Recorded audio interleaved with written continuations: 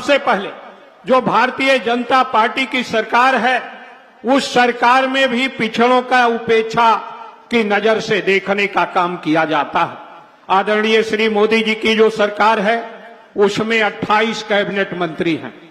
जो सरकार के मंत्री होते हैं, मेरा आप सभी लोगों से निवेदन है कि जो सरकार की नीतियां तय करने का काम करते हैं, वो कैबिनेट मंत्री होते हैं, मंत्रिपरिषद होती है, और जो मंत्रिपरिषद है वो कैबिनेट मंत्रियों के समूह से बनता। उस कैबिनेट में 28 में मेरी जानकारी के अनुसार केवल एक भूपेंद्र यादव के अलावा कोई भी पिछड़े वर्ग का प्रतिनिधि शामिल नहीं है। इस बात को आप लोगों को देखने का काम करना। दूसरी तरफ उत्तर प्रदेश में आप लोगों ने देखा कि भारतीय जनता पार्टी की जो ताकत बढ़ी, वो राम जन्मभूमि के आंदोलन से बढ़ी।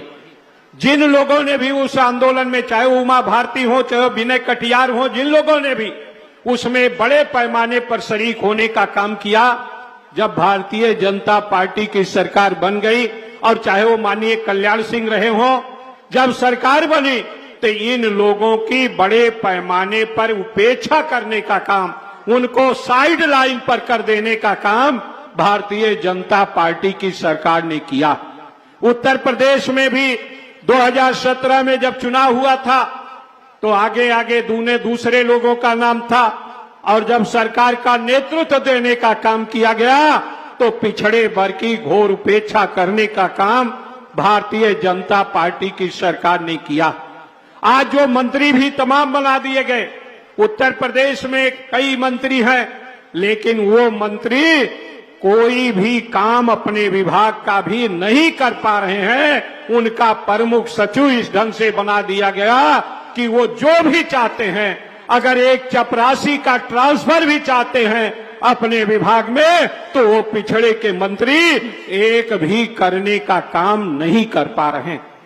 दूसरी तरफ साथियों, यानी वो केवल दिखावा है, खिलौना है, और उनके पास कोई ताकत नहीं है। दूसरी तरफ जो आपको राजनीतिक लाभ मिलना चाहिए, भारत हमारा जो संविधान है, बाबा साहब भीमराव अंबेडकर ने जिसको तैयार करने का काम किया, उस संवैधानिक अधिकार के तहत अनुसूचित जात के लोगों को आजादी के पहले से ही रिजर्वेशन मिला था।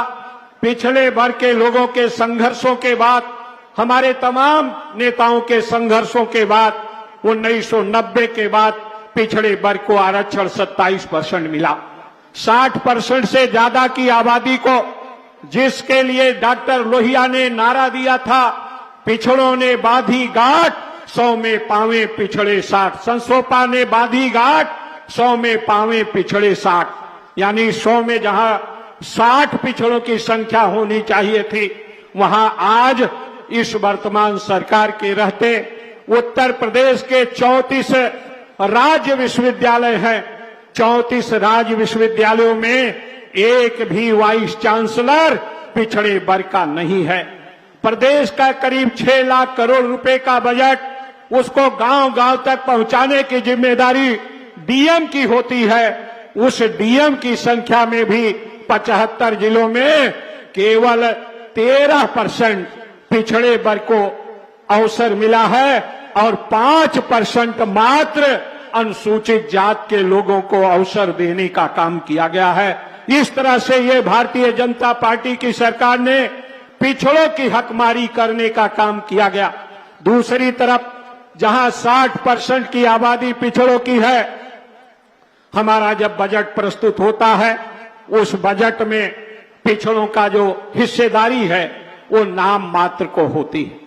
लेकिन उसमें भी जो अनुसूचित पिछड़ी जात के छात्रों की छात्रवृत्ति और उनकी फीस की प्रतिपूर्ति होती थी, पहले हो रही थी, माननीय अखिलेश जी की सरकार में हो रही थी, उसके पहले भी हो रही थी, लेकिन भारतीय जनता पार्टी की सरकार बनने के बाद केवल 10 से 15% छात्रों को छात्रवृत्ति मिल पा रही है, या उनकी फीस की प्रतिपूर्ति हो रही है, और उसके लिए मात्र ये कई सौ करोड़ रुपया इस भारतीय जनता पार्टी की सरकार ने रखने का काम किया। इसके साथ साथ साथियों, आज जो सरकारी नौकरियां निकलती हैं, अभी 69,000 शिक्षकों का, प्राइमरी के शिक्षकों की भर्ती का काम हुआ, जो बड़े पैमाने पर आप सभी लोगों ने जानने का काम किया।